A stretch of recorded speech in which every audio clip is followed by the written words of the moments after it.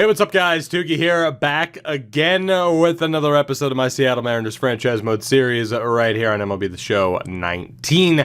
In this episode, we wrap up our second season at the helm of the Mariners. We are not currently on pace to make the playoffs by any stretch of the imagination, and of course, as a result of that, we ended up selling near the deadline, completing quite a few more moves. Again, with that decision made, cuffs off, do whatever you got to do to turn this team into a winner. Flipping is the order of the day to do what we have to do, and there were quite a few moves last time out, whether it be using Brian McCann and a couple of prospects who weren't going to make it to acquire someone like Edwards, flipping Russell Martin, Mark Reynolds, Steve Pearce, and Freddie Galvis.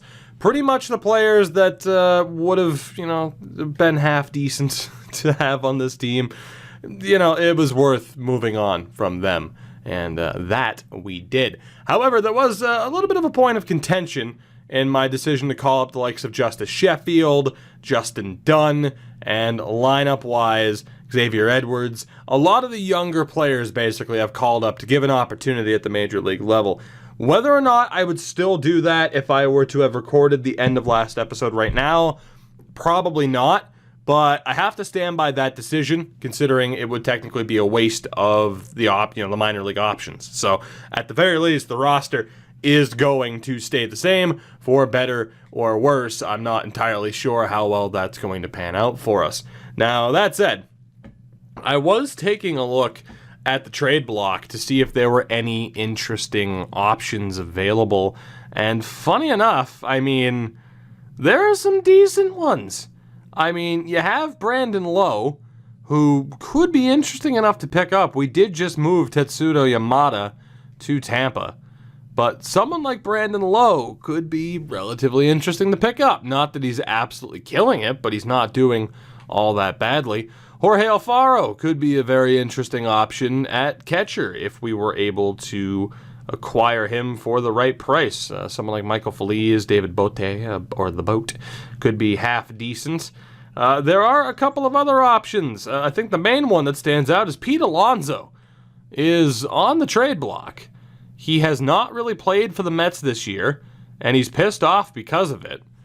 But trying to acquire Pete Alonso, I haven't looked, but I want to see what it would take. It would take an Austin Riley. Oh boy, okay, they're asking for a bit much. But if we were to screw around here for a second, unfortunately, of course, I can't use Prado, who he would essentially replace. But say I were to use Xavier Edwards. How close are we getting here? Especially, too, if I keep Jonathan India. We'd want to keep... we could get rid of Newton. It would take some top-notch players. Okay, well, at least we know. Not that someone like Estevan Florial wouldn't be worth moving. We could totally get him. And that would make things a little bit easier in terms of not having to rely on Prado. And in terms of who else is available, didn't mean to do that. That's a damn shame. It sucks you can't outright see by position. You can only see by the players in terms of overall that are rated here.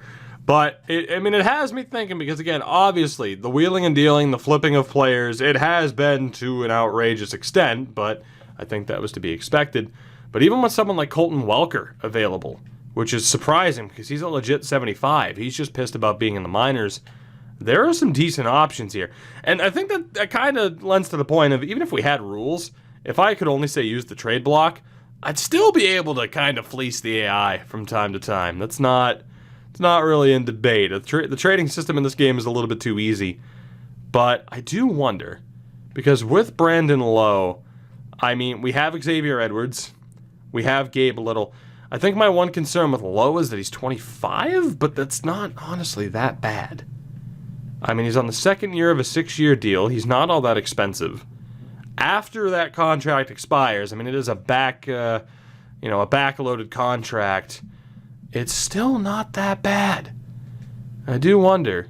It wouldn't cost much. We could flip Xavier Edwards and somebody else half decent and acquire Brandon Lowe, who ideally would be our second baseman moving forward, like the main second baseman on the team. I know they need a reliever, But just for the hell of it, say we were to use Diaz and Knowles. That wouldn't be enough. What about this dude? We could make it happen. They're really interested in Cabello. What if I were to take out Diaz? Yeah, well, actually, Diaz... Wow, yeah, so just they're outright interested in Cabello. Do I want to make a move for Brandon Lowe? Do I want to make a move for Alfaro? I know he's 26. We do have Miguel Amaya. And then maybe it's one of those things like, okay, once Amaya is ready, we move on. Burkhart's also there, although I think we could easily shop him. It would be very easy to acquire Lowe and Alfaro, and I gotta be honest, I think Pete Alonso would be relatively easy to acquire as well. Feliz, we would probably want to avoid. Yeah, he's pretty bad. He's pretty bad. Candelario, I should say.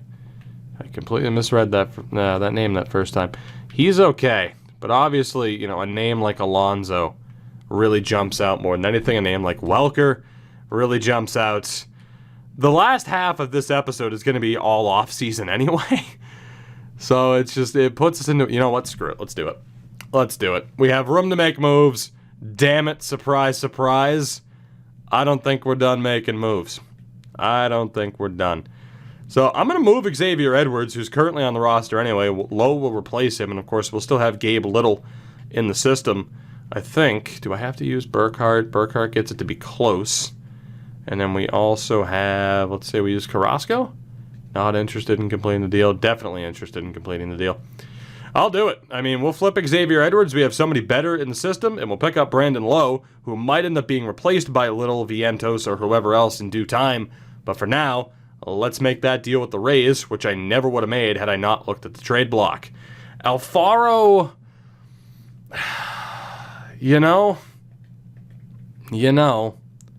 I think it's still worth it. And then we see if Amaya turns into anything. He's more of the project. I think that's the okay way to, or the ideal way to do this. So Jonathan India could be used here. Vientos would make it close. I kind of want to keep Vientos, I think. But then again, we also have... Rolando Beatty's an interesting one where it's going to take him forever to develop. And the game kind of knows it.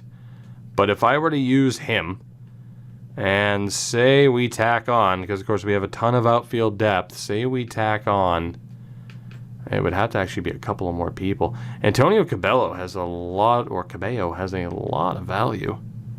More than I would have thought. They want a shortstop, but we don't really have anybody to tack on. We use Beatty, Cabello, and Rondon for Alfaro.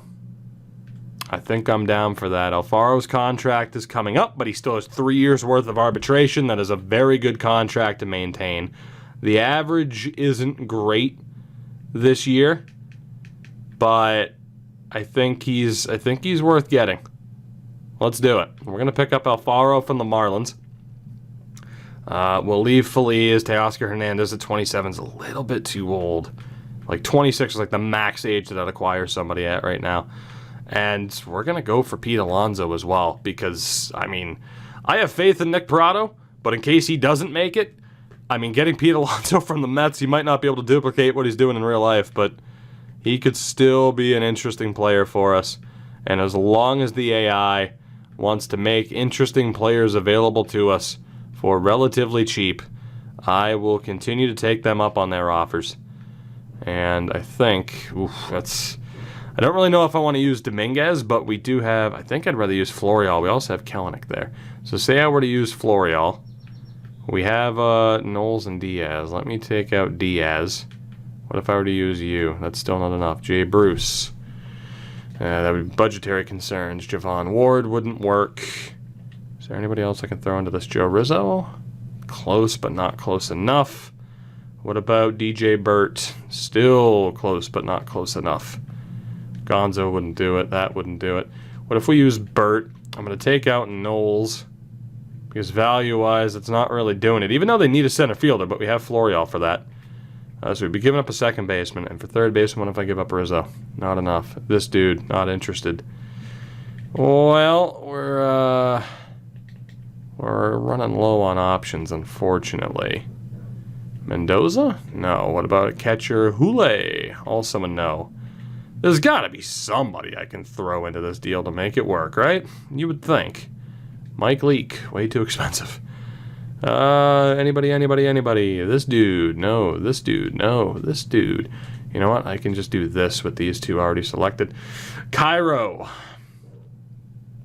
Manuel Cairo is not the type of guy I'd prefer to give up here. What about Logan Gilbert? That's hilarious. We're going to do that. Pete Alonso, welcome aboard. What the hell? Let the good times roll. And then Welker is a real interesting one. Valoria is a really interesting one. Oh, Valoria. We already do have a prospect who's a little bit better, I would say, with Amaya. He's younger. He's not that much worse. Yeah, we'll stick with Amaya. I think we're good. There is the other option with Welker, who I would imagine is going to be a little bit too expensive and a little bit out of our price range. But since we have the ability to check, why would we not? Yeah, he's going to be pretty expensive. What if I use Brennan Davis? Because, I mean, we have Kellenic still, so that's fine. If we were to throw in Rizzo? Absolutely no difference. Okay, so we're good. Couple more trades, because of course there were a couple more trades. Of course, as far as draft picks go, we're still pretty much looking good. So let's get this roster sorted again, shall we? So it's going to be Alfaro and Amaya. Hopefully Amaya doesn't struggle too much with not playing. Cantwell will be dropped down to AA, and then we'll have Almedo down there. Prado, of course, will be called up when ready. Gonzo's back down to triple. He has to go through waivers, but that's not a very big deal. Alonso's actually hurt as well. So it's very weird that I was able to trade for him, but I'm not allowed to trade Prado. I feel like I broke the game in that regard. We're going to leave the roster the same for the moment, and we'll wait for certain people to get back to 100%. So we'll auto-fix the lineup for now, and Alonso is back to 100%. Cool. So we ended up losing to Oakland again. The back half of the season, we're going to be able to sim through fairly quickly. And you know what? For the hell of it, lineup-wise, just go for it, game. You have full control for the moment. Not in terms of the lineup, but I need to wait for Gonzo to make it through waivers. As, I mean, we're not doing that bad. We're still 3 games over, despite the fact that we've made some pretty brutal changes to the roster. So again, as far as catchers are concerned, Alfaro and Amaya. You have Cantwell down in double. It's fine by me. As far as Major League is concerned, that's good with Prado still out. No problems there. Second base, fairly straightforward. Might call up that dude for the moment. Third base with India and Riley. We have Vientos, Rizzo, and Robinson. Shortstop-wise, I mean, we have Arturo there, so we don't really need to call anybody up. I can bump up Mateo, though. And I'm pretty sure it's the outfield that's kind of screwed. It is. We need to call somebody else up to AA. So, you know what? Robinson, back down you go. Quick and easy. And Rodriguez will go to double. And with that, we're pretty much good because I don't think we moved any pitchers. And if we did, I can't claim to care all that much. So the only change we're going to make is moving Dunn back over and having Altavia set up there. That works for me.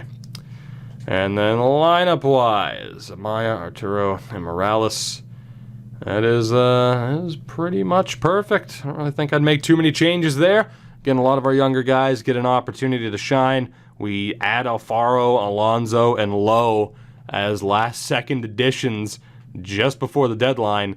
On a fluke, before I started recording, I checked to see if there were any decent players available, and that's what it leads to. As Justin Dunn's going to be out for a few days, we'll leave him, obviously, and he's back to 100%. We are still 2 games over 500 here, heading into September, which is pretty shocking, as that finally went to an end. I came to a close. AAA Ball Club missed the playoffs. The AA Ball Club made it, which is pretty nice. So we at least have something going for us.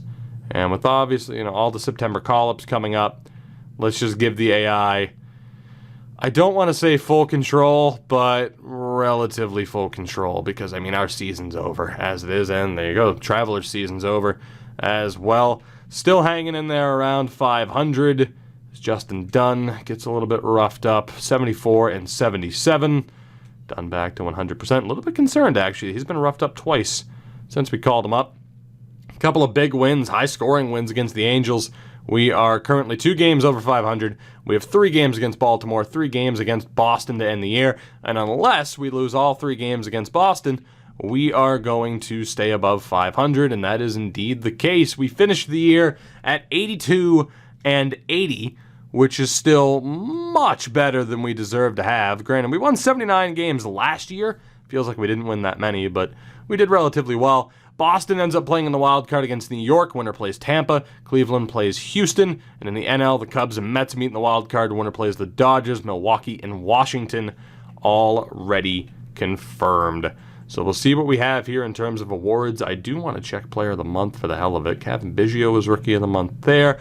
I want to see if we had anybody, or I can just, hit the back button, which is fine too. Highly doubt that we did. Yeah, no, it wasn't exactly a banner season for us. Award-wise, though, Austin Riley ended up being Rookie of the Year, so we kind of stole that away. JD was AL MVP. Rendon wins it in the NL. You have the Cy Young going to Blake Snell and Jake DeGrom. Both, DeGrom was on another world in terms of ERA. I want to actually look here. Let's look at one Jake DeGrom. 6.7 WAR. Jesus Christ, yeah, he's a monster. He's an absolute monster. Batting title goes to Rendon and J.D. Martinez. Reliever of the Year, Taylor Rogers in Minnesota and Kenley Jansen in Los Angeles. Rookie of the Year, Austin Riley and Edgar Chavez. For the Marlins, Hank Aaron Award to Rendon and J.D. Martinez. One hell of a year for him. Mike Leake led in shutouts and complete games. Not bad. We had that going for us. And we'll take a look home run later. Outright was Martinez. Rhys Hoskins in the NL. So in terms of like a full season recap stat-wise, it's almost irrelevant for us because of how many things changed. Jack Flaherty is certainly someone to keep an eye out on. Big acquisition this past offseason, 10 and 17. The ERA wasn't great.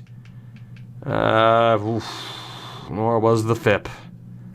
Not a great first season for him, especially when he's someone that we're kind of leveraging our future towards. Leak, I assume, ended up having a pretty damn good year. 3.22 ERA, 16-9 record. He was okay. His record was a little bit better than what you would think. Of course, Moya, 11-11. Pavost ended up at 7-4. Sheffield, 5-1. Not bad. Not bad at all. And then Justin Dunn, 1-2 with a 6.17 ERA. That's pretty rough. But like I said, as far as checking stats right now, it's relatively irrelevant. I think we'll double check back once we are in the off season because right now it's good to go. Obviously we end up making more deals and we look forward to the off season. You knew that was coming. What you didn't know was coming was that the Milwaukee Brewers have won a World Series. They defeat the Yankees. Not bad. 7 games as well. So the Brewers sweep Washington. They beat Chicago in 5. The Yankees ended up beating the Red Sox in the wild card, beat Tampa in 4, and then beat Houston in 6 to get there. But they fall just short to the Brewers. So there you go. The Milwaukee Brewers. World Series winners this time out. Brett Lowry ended up being World Series MVP. The Lowry. What a guy. Postseason MVP. Luke Voit and Jesus Aguilar. Not too shabby. That brings our second season to a close. Again, absolutely highlighted by an ungodly amount of moves, but that's the name of the game. We don't lose anybody overly important to our roster, just some veterans that we had to sign that you would expect to retire. Pedroia, Jacoby Ellsbury, and Ryan LeVarnway. All the former Red Sox are retiring. Although, granted, Pedroia is still there. No Hall of Fame inductees either. That's a damn shame. So we move on. The good thing is quite a few of our staff contracts ended up expiring. Of course, I'm waiting for all of those deals to expire rather than buying them out. Dave Roberts is available as a manager, as is AJ Hinch, but the -3 plate vision's not ideal. Clint Hurdle, -1 plate vision, not ideal. Kyle Zarate, I think. We're going all in for Dave Roberts here. From the looks of it, We are going all in. And that is the case. Doug Chin has an amazing name. Justin Snell. Stubbs with the drag bunting. We're going all in for Dave Roberts. Let's see if we can bring Dave Roberts to Seattle. $9 million a year. Hopefully that is enough. We also need a hitting coach and a farm director. And the hitting coach will hopefully be someone with no negatives.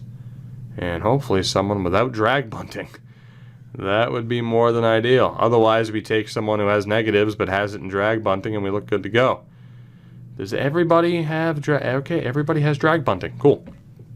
So who has negatives in drag bunting? Carlos Matthews, but unfortunately your +1's in bunting.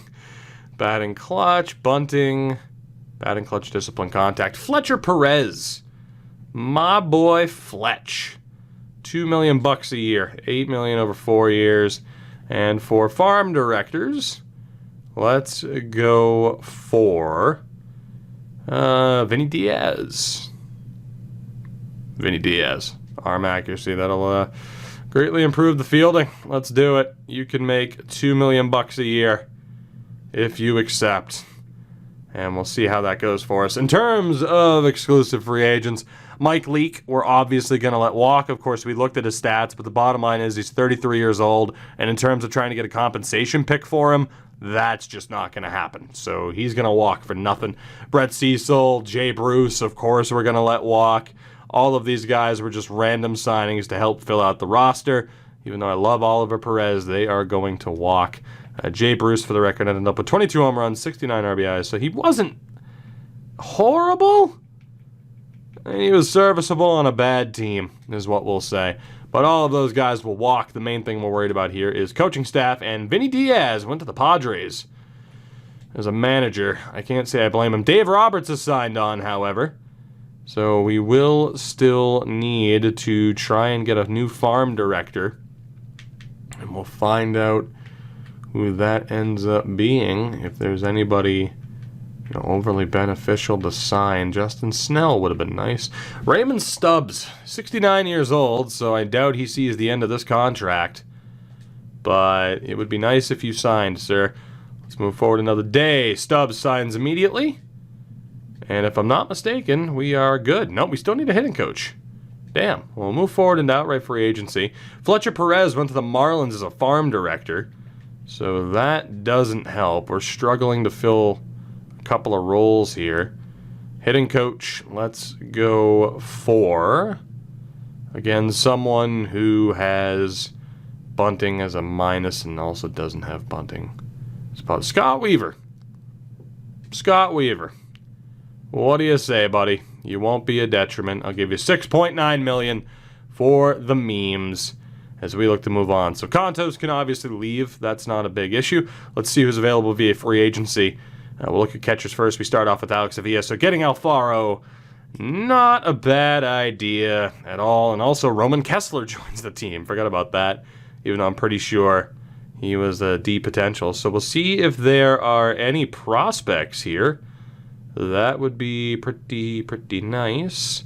Unfortunately, it's not looking too good on that front. D potential there. Yeah, it's not looking good. Damn shame. Any higher grades at this point who might have trade value? At this point, yeah, they're not worth anything. First base, Jose Abreu, but he's 34 years old, so obviously, absolutely not. Pete Alonso will be the guy for us heading into next season. Do we have any prospects is the question. At least we don't have to bring in Gonzo and Mark Reynolds this year. Anybody? Miea is 23. Mason Littlefield, I don't even think he's going to have trade value. I got to be honest. He's so far down there, it's not worth it for me. Second base, Scooter Gennett, but he's 30. And obviously we just brought in Brandon Lowe. So looking a little bit better. D. Gordon, also a free agent. Jonathan Villar. Feeling good about who we have there. Feel kind of bad about starting off the episode with like, hey, here's more moves, but you can't argue that they were good moves to make. At least I think you can't. Justin Turner's 36, so absolutely not. Lowry's 36, so absolutely not. Jed and Brett, the Lowry and the Lowry.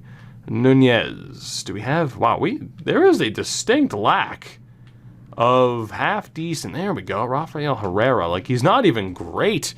That's what I'm talking about. Like, there's a distinct lack of, like, yeah, okay, you're worth signing type of players. Shortstop. I mean, right now we don't have anybody. And Jonathan Simmons, honestly, bring him in on a 1-year deal and flip him. You know, it's kind of cheap, but it's not bad. I mean, the only reason why I don't do that, like with Abreu, I don't think it'd be worth it. And he's looking for 5.5. Scooter Gennett. I don't know if I want to go so try-hard that I'm sitting here flipping people. But technically, while Gennett can't play second, I think Lowe could play short. But we do technically need a shortstop. Simmons could fill that role.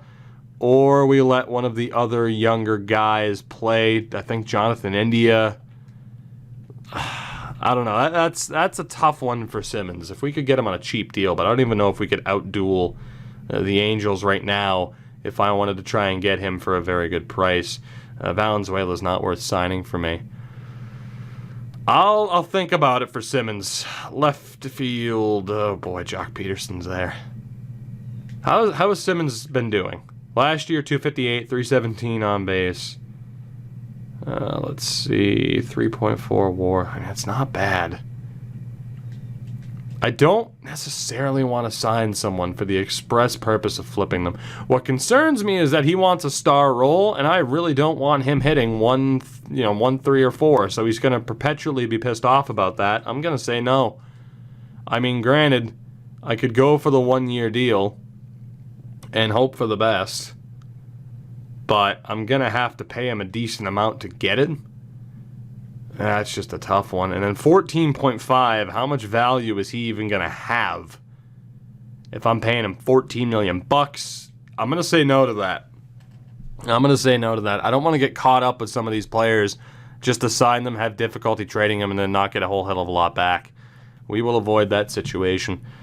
Jock Peterson, I mean, we have Jimenez, we have Smith, we have Ubayashi, and we have some decent prospects coming up. So Peterson wouldn't be that bad to get. 37 home runs and 123 RBIs last year. Absolute monster, no doubt about it. We will sign Darryl Carpenter, even if just as a depth option. One of those deep potential guys who's going to regress sooner rather than later, but still not too bad. I think this is my issue right now, is trying. It's the inner struggle between knowing what's overly cheap, but also knowing you guys said, fuck it, be cheap, who cares, just make this team ridiculous. It's tough though. You almost get tired of cheesing the AI at times. Almost. It is still pretty fun to build a super team. And then yes, obviously, elephant in the room, Mookie Betts is available, which would be simply outrageous. The issue, of course, with Mookie is if I ever wanted to deal him, that would just be so difficult because of the amount of money that he makes. And from here, none of those other guys are really worth signing. Too low in overall. So, Mookie, Jock, and Simmons, I'm considering it for sure. Especially if it could be a 1-year deal. And then guys like Brad Hand, Ken Giles, even Kirby Yates could be useful. We have a ton of money. I'm going to go through, you know what, here. So let's go through the roster that we already have really quickly, and we'll try to make the best of it, right? So for catchers, Hule can go, Cal Raleigh can go for now. We're obviously going to bring back Amaya. We'll go 3 years at $566 to keep him happy. But yeah, Raleigh can go, Hule can go, Cantwell can go, Olmedo can go, and DeCarlo can go. And we'll fill out the roster heading into spring training. Pete Alonso needs to be signed. We'll go 2 years at the 1.4 that he is asking for. Nick Prado also needs to be signed, and we'll bump that up to $250 just in case he's on the bench this year. Mendoza can walk, Carrasco can walk, and Tommy Berg can walk. Second base, Gabe Little absolutely has to come back. Arturo will be dropped as Torres can come back. He's at least a decent depth option. Cowan and Kamana, great name, but they can both walk. Yeah, they can both walk. Third base, Austin Riley. We're going to go 2 years at 1.3 to keep him happy. Jonathan India, now 24 years old, will go 3 years at the 1.2. Rizzo can stay. He's not that bad. Vientos will obviously stay, hopefully. Robinson can take a hike. Shortstops, Newton needs to stay for obvious reasons. Robert Poisson needs to stay. And we'll pay him a little bit more than what he's asking for. Mateo is getting his walking papers. Left field, Carmen Rodriguez. You shall stay. Javon Ward, you're okay. We'll keep you for now. Center field, Kelenic, who is really making a push to be on a major league roster within the next 2 years. Brennan Davis can stay for obvious reasons. Christian Robinson. So, I mean, we still have quite the group of outfield talent here. There's no doubt about that. And then John Diaz, bump that up a little bit. And then right, Julio Rodriguez. So, good amount of prospects. Starting pitching-wise, Max Pavost, or Pose, can stay for now. We'll give him like $700K. It's at least worth keeping. Cairo and his beautiful mutton chops is staying. Sandy Gaston, no beautiful mutton chops, but you'll still stay. Christopher Fryman is all right. Ashcraft is still okay. Chad Leahy can also stay. I mean, so overall, especially with those trades we made at the deadline, we had to get rid of some kind of meh prospects to do it, but we definitely came out on the other side, still looking pretty damn good. I'm happy about that. Irizarry can go. Ayers can go with him being deep potential. Nakayama needs to stay for obvious reasons. Jasky can walk. Sanchez can walk. Starling Castillo will stay. And then for relievers, shouldn't have too many. Garton can go. Gerber is absolutely staying. Give him the straight sixes. Dirks is going to be on the way out. Von Mueller is staying. Hoffman, I know you're Nolan Hoffman, but you're going to walk for now. Luciano will stay at the very least because there's a potential there that could be worth something. Pedro Rodriguez, obviously staying, if anything, just for the great name. So that's pretty much taken care of. I don't really expect any of those guys to reject. And in arbitration, I mean, with Jack Flaherty, we should be good to go to just give him the 7-6. That should be pretty straightforward. He's not too excited about it, but still that's pretty straightforward. Alfaro, also arbitration eligible. We'll try to give him the 3 years at 4.2. Save a little bit of money now. Don't have to save all that much, though, because we're still in a good situation there. And then George Contos can walk. So, feeling pretty good. I mean, in terms of the total money, pending offers, 23. It's just, how the hell do we want to handle this? How do we want to handle this with the likes of Scooter Gennett, who on a 1-year deal could be very useful, and Drelton Simmons on a 1-year deal could be very useful. Turner, Jock Peterson, wouldn't go for JBJ, but Mookie Betts as well. And the one thing we didn't do was look for pitching prospects, which we'll do really quickly, because there usually aren't that many, especially in terms of relievers. But there are some big names that we could make a play for right now because we do not have all that much money invested that could either A, turn this team around even more quickly, or B, could fetch us a decent return, or C, could fetch us compensation next year if we don't flip them and just let them walk back to free agency if we can get them on 1-year deals, which would be a decent little plan. And something that we pulled off on Twitch recently with the Angels run that we've been doing. So there doesn't appear to be anybody else left. I'm actually surprised that there were any relievers to begin with. Wow, F potential. Silva, congratulations, because that is a goddamn rarity. You have to be a special kind of shit to get that F potential. And starting pitcher-wise, I mean, it's obviously Bauer, although Paxton, shit, even Stroman could be useful. And Garrett Richards is there, but he's 32 at this point. It's rough. It is rough. Wade LeBlanc available, of course. Any younger options? Doug Coggin.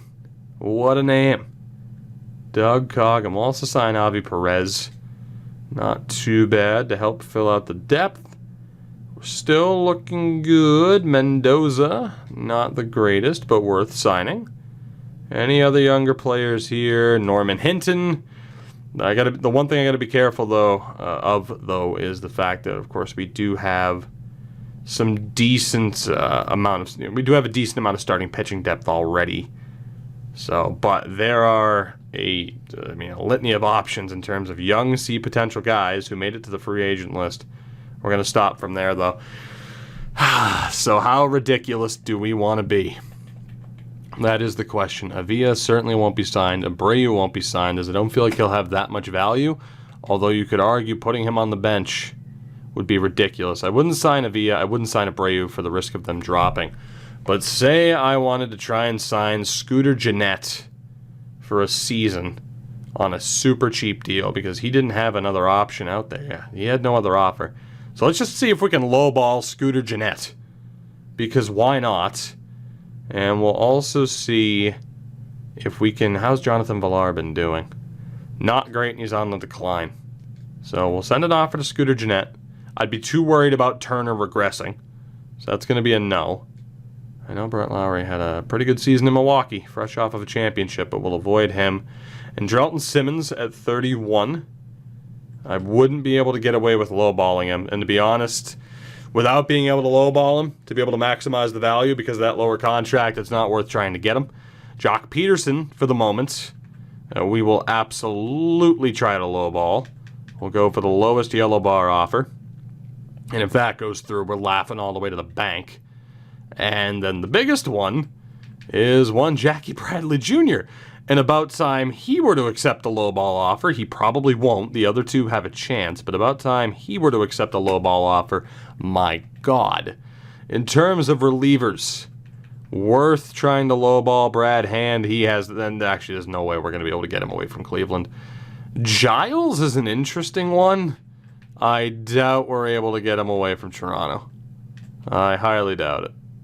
Yeah, I mean, we'd have to offer him a legitimate deal. Yates would regress, and Davis is a big chance of regression, as is Miller.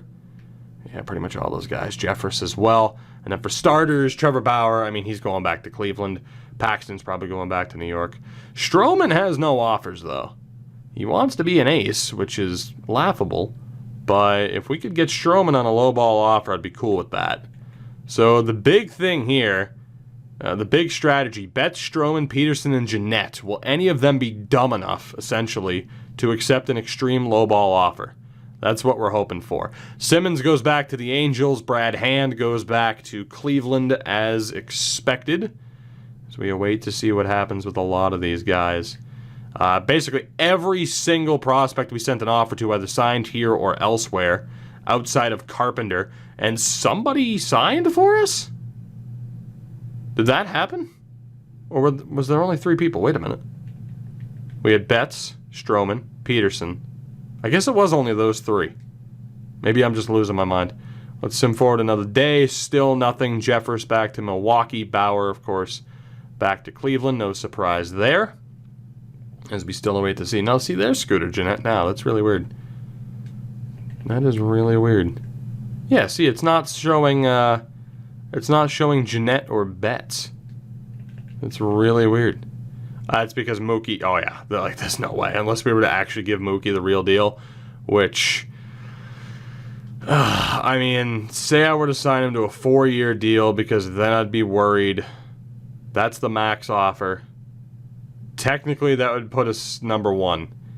But that is also because we'd be giving him the biggest offer. By far. Say we were to front load that. How much could I drop that by? Not much is the correct answer. If I were to front load that deal... I mean, we could technically go for Mookie Betts. Flipping him would be near impossible. And the issue is, of course, the rest of the team just isn't there. So it's not really worth picking up Mookie Betts right now.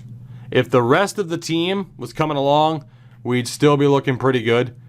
I mean, with Alfaro, Alonso, Lowe, I mean, Riley, I mean, at third, it's looking a little bit weak. Jimenez, Smith. I mean, I gotta be honest.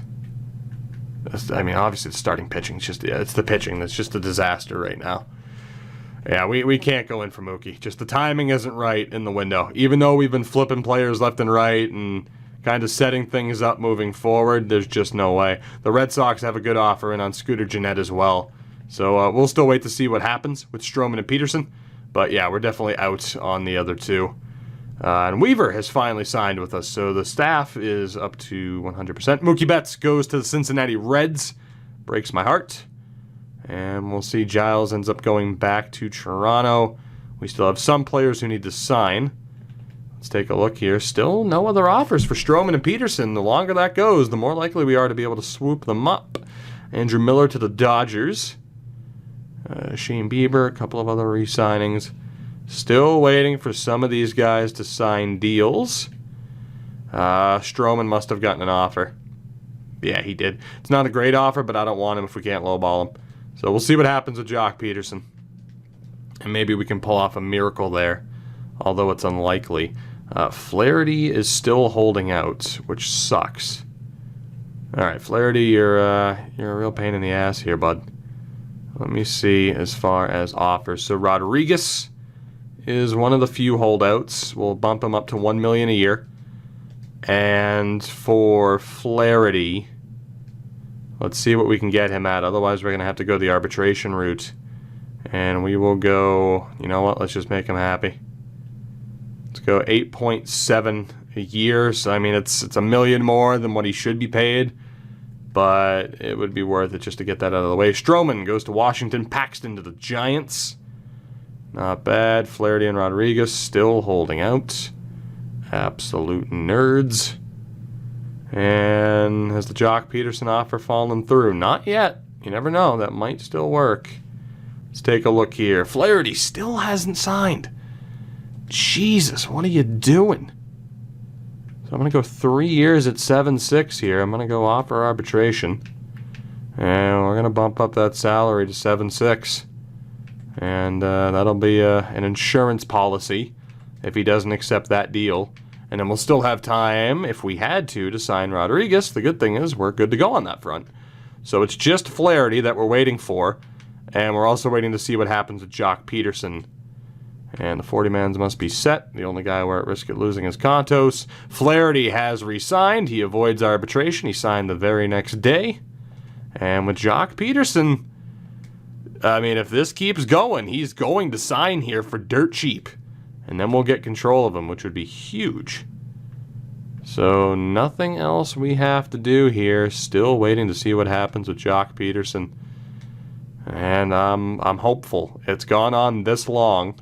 No one else has sent him an offer after a great year. I could probably bump that offer up a little bit and lock him down now, but I want him to accept that lowball offer. Let's move on. And he rejected.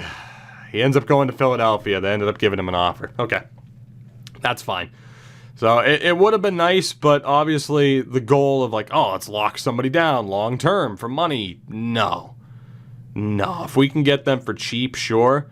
But for now, I mean, you've seen the state of the starting pitching.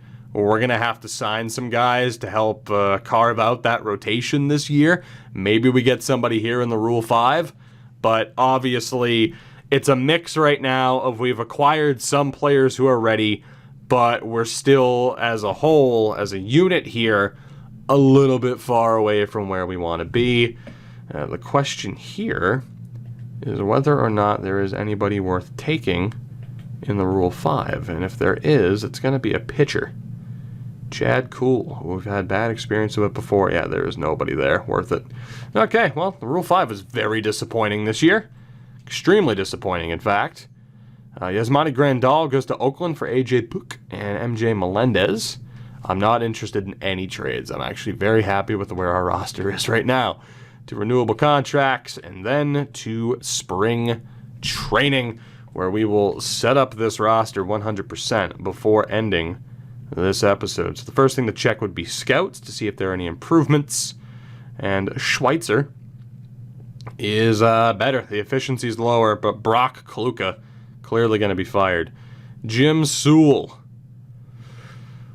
Jim, you're also gone. Hate to say it, but you are also gone. 2 new scouts. Beautiful. Ramos is not going anywhere, and Leafer is not going anywhere. The good thing is, though, the scouting department's finally starting to take shape. That's looking pretty damn good. Now, as far as the roster is concerned, if we look at starters, I mean, we can give Dunn and Sheffield the chance to shine. It's a risk, but we could do it and just try to let some of these guys develop. We'll see who's on the free agent list. It's a safer bet to bring in guys like Rourke, Arrieta, Mike Minor. It's tough. Let's take a look here with Dunn. He expects to be depth. With Sheffield, he's all right with depth. Faust is all right with depth. Yeah, so we could easily just have the majority of these guys not be in the rotation and take advantage of that. That might have to be the case. Again, the bullpen's going to be looking a little bit better, but it's still not going to be great. It's just, do I want to throw guys like Sheffield and Dunn to the Wolves and say, hey, go for it, try like hell to develop? The issue is, I can look at Justin Dunn and those attributes and say there is no logical reason as to why he'll be successful.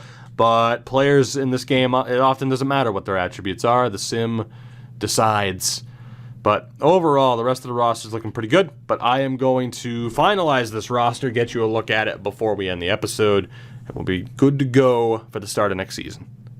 So yet again, it took a little bit to get there, but the roster is set for the next season. Season 3 isn't exactly promising to be a very successful year, but I guess that really does depend on how you define success, because it is looking to be a year of growth. The rotation we are going with is the one that we debated going with, Flaherty leading the way, and in terms of the overall, a legitimate 88. We also have Gabe Moya, of course, a legitimate 76, so a decent drop-off. Justice Sheffield is a legit 72. Max Pavoost is a 72 as well, and Justin Dunn a 70. So that is the weakest rotation I have ever put out in any franchise mode video, I think. We signed Doug Coggin as a long reliever for the year, so we'll see how he does. And again, the bullpen, there's at least some promise. Brandon Brennan, he's 29 years old at this point, 77 overall, could be someone who gets dealt at the deadline. Tom Salinas, 20 and a C. We just signed him. He's a legitimate 70. Joey Gerber, now 23 years old, a legitimate 70. Sammy T, 79. Dan Altavilla, now 28 years old, is a 75 as well. And then Pedro Rodriguez, shaping up to be a star. That's 79 clutch rating at 21 years old. He is a 72. So we'll see how that team does. In the system, I mean, we have some decent prospects. Pablo Fernandez, Elvis Luciano, who was he was a draft pick, was he not? I don't even remember how we acquired him. And then down in Double-A, it's not looking as good, but of course we'll look through the top prospects. Lineup-wise, we ended up signing Daryl Carpenter, D potential off the free agent list, but he is a 76. He's a pretty good bat, so we might as well pick him up. Like, that's a pretty damn decent D potential guy.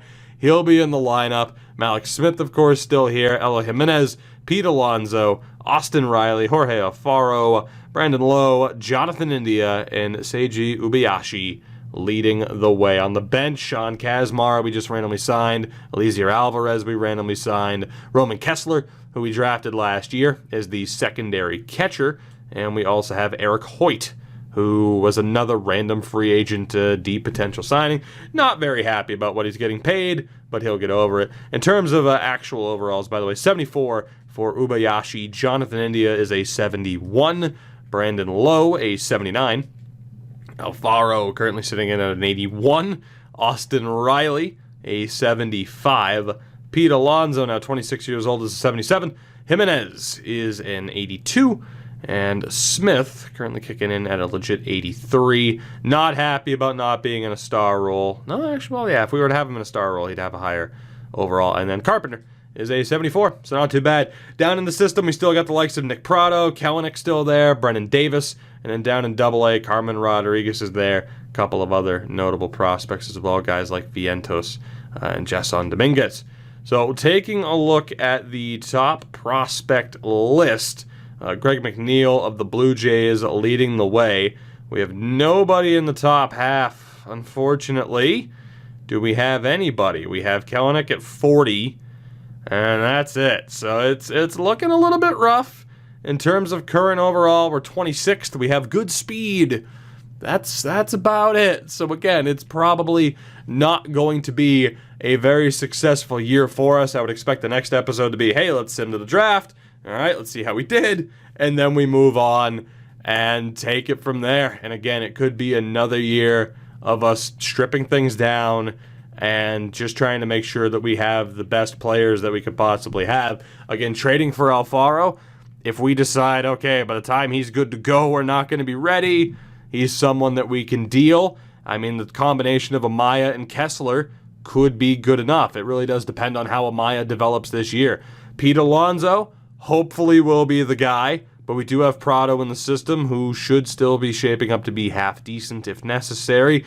Brandon Lowe, 26, young enough, but we do have Gabe Little coming up through the system. Austin Riley, you'd like to think would be the answer. India right now playing shortstop. Mark Vientos still up through the system. Newton, Poisson as well. A couple of good shortstops, but Riley and India are going to be key players for us right now. And then in the outfield, again, Jimenez looking great. We still have some really good outfield depth. But overall, I'm not expecting too much, and it mainly is due to that distinct lack of starting pitching at the major league level, and let's be honest, the bullpen as well. But I still feel as though the team is in a decent little spot. I mean, for as much wheeling and dealing, if we wanted to, we could flip some of the more, some of the better prospects, some of the more time-based players, which makes no sense at all. Why? What am I saying? You get the point. The prospects are going to take time to develop. That's what we're going with. We could easily flip them for players who are ready now, but it's probably better, especially with what we started with, to take our time and get there and help develop some of these guys along the way, rather than being a little bit impatient. In terms of like a 1 or 2 year rebuild, it would have been difficult. It would have been even a lot more wheeling and dealing than what we've already done. But for now, damn it, we're good. Somehow these videos end up being an hour, and I'm sorry for that. But what's done is done, as they say. Thank you very much for watching. Make sure to drop a like on the video, because apparently that's YouTube's new thing. They like likes on videos more than anything else. So help me out, would you? And I will see you guys next time. Until then, have a good one, and I'll see you later.